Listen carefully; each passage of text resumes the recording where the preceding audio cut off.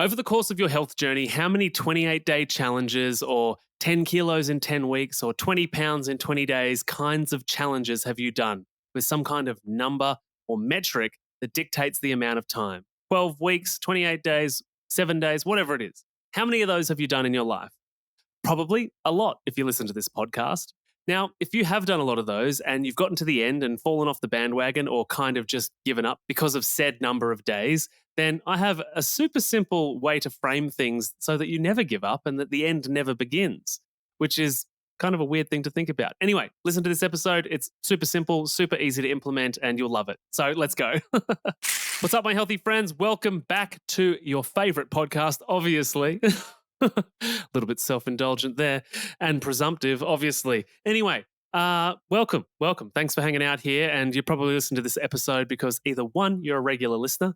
And if you are, thanks for being awesome. Or two, the title was like, oh, wow, how do I stop doing these challenges and yo-yoing my face off in and out of weight gain, weight loss, all of that kind of stuff, which is, again, and I say again because I've recorded multiple podcasts today, but I haven't actually said it on this episode. But we've worked with over 360 clients over the last 6 to 7 years in the context of emotional binge and overeating. And the reason we're called the Real Weight Loss Program and or the Real Weight Loss Coach is because despite all of the psychological trauma-based work we do around your relationship with food and helping people achieve food freedom in the context of sugar or carbs or whatever foods they feel challenged by, the number one consistency in the very vast majority of people is that whether they want 1 kilogram or 5 pounds, all the way up to losing, 50 kilograms or, 150 pounds, all of them on some level would like a little bit of weight loss, even if that's just lowering inflammation or even if it's seriously burning some body fat. But we do it in a very different way through the lens of this mindset psychology approach so that we don't have to yet again obsess over another diet and how many days it's going to be until I lose weight. Okay. And so the way that I like to frame what we do and just a simple tool that you can use as well is instead of a number of days that dictate start and finish, because often that finish then leads to people being like, oh, okay, well, it's over now. I guess I can go back to who I used to be. Insert chocolate, insert bag of chips, insert fast food, insert wine again, because it's like, oh, well, the challenge is over. So why would I live that way if I don't have to? First thing there is never do a health challenge that makes you live in a way that you would never want to live in long term. That's thing number one. Caveat to that is, yeah, sometimes it's okay to do a reset and to do a detox and that kind of stuff.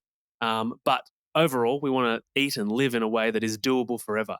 And that's why we use this genius strategy, which is every day is day one. That's it. Every program that we do or run, every day is day one. There is no end. There is only starting the minute that you wake up every single day. And that's why it's really important that what you do when it comes to food and weight loss and gut health and all of that kind of stuff that we do with clients, that's why it's really important that you're actually doing something that, feels good most of the time. Granted, if you are withdrawing from sugar addiction or cravings, or you are, doing this emotional binge overeating work and you're trying to crack it so that it doesn't repeat and the self-sabotage cycles don't repeat, granted, you're going to have days where you drop the ball. But guess what? Whether that's 1 day, 2 days, 3, 4, or a whole week, whatever it is, tomorrow's day one. We're going to start the same thing we did yesterday or the same thing we did when we last started. So it's not like there's a start and an end. It's we begin every day because every day must begin by default. The only reason today isn't going to begin is if you don't wake up, which God forbid that. Let's hope that doesn't happen. So every day's day one. That's the framing, right? And it takes away this idea of ever as well, because a lot of people feel like when they go on this diet, it's like I can't eat sugar ever again, or I've got to live like this forever. And you might argue, hey, Maddie, if every day is day one, then it is ever.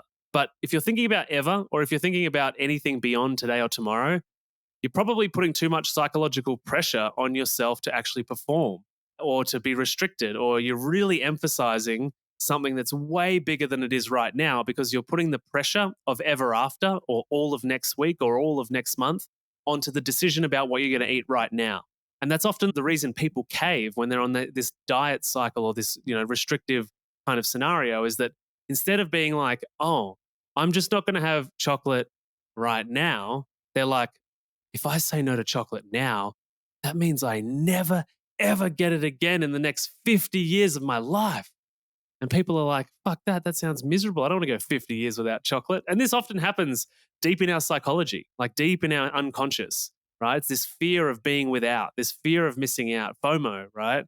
And because previously, if we're an emotional binge or overeater, and I would argue most people eating chocolate are, even if you're just having it in a healthy amount, we're still going towards it for the satisfaction, the dopamine, pleasure, which is a form of emotional eating. Brings up a conversation. Is emotional eating always bad? I would say no. Conversation for another day. But the point is that we don't want to have this pressure of ever after, which is why day one every day is just today. It's just today, right? And if I want to have that food or I want to indulge that craving, I'll just do it tomorrow, right? It's a really good and very commonly used addiction strategy, especially in the food space. It's like, all right, if I want it, I'll do it tomorrow. Or even better, keep it in today. If I want it, I'll do it at the next meal. See the difference? Tomorrow is like, oh my God, I've got to sleep before I get there. The next meal might be like 3 hours. You know, you're reducing the pressure from ever after down to tomorrow, down to just a couple of hours. And then it's really empowering because it's like, oh, I can go 3 hours without this. That's fine. And then when you get to the next meal, it's like, if I really wanted it, I'll do it tomorrow, you know, because let's say you're at dinner time and the next meal is tomorrow morning. It's like, I'll do it at the next meal. Okay, sure. And then you wake up and guess what? Today's day one. Oh, if I really want it, I'll do it at lunch. Right. And this just day one just keeps ticking over, ticking over, ticking over. So that's how we want to think about it. That's how we think about it in our program. That's why a lot of people stay and join the consistency club because there is no end, right? It is just every day is day one. We're all on day one. Every call we get on, we're on day one. And sometimes day one is going phenomenally, and sometimes day one is going shit. So we do the work and we patch things up and we build the confidence back. We identify, we scrutinize, we pick the pieces up and we rebuild because today is still yet to be lived and there's another day one tomorrow. So start every day as if today is day one every day and start thinking about just today because ever after is way too intimidating. This has been interesting or useful or any of that jazz, I would love to see and be very grateful to receive a 5-star review on whichever app you listen. Writing a review is even better. I love the comments on Spotify because I get to write back. So if you write a comment on Spotify, I'll get back to you at some point. And Apple Podcasts, the reviews there are phenomenal. You know, all of this is helping us get over 1 million downloads or listens, which is incredible.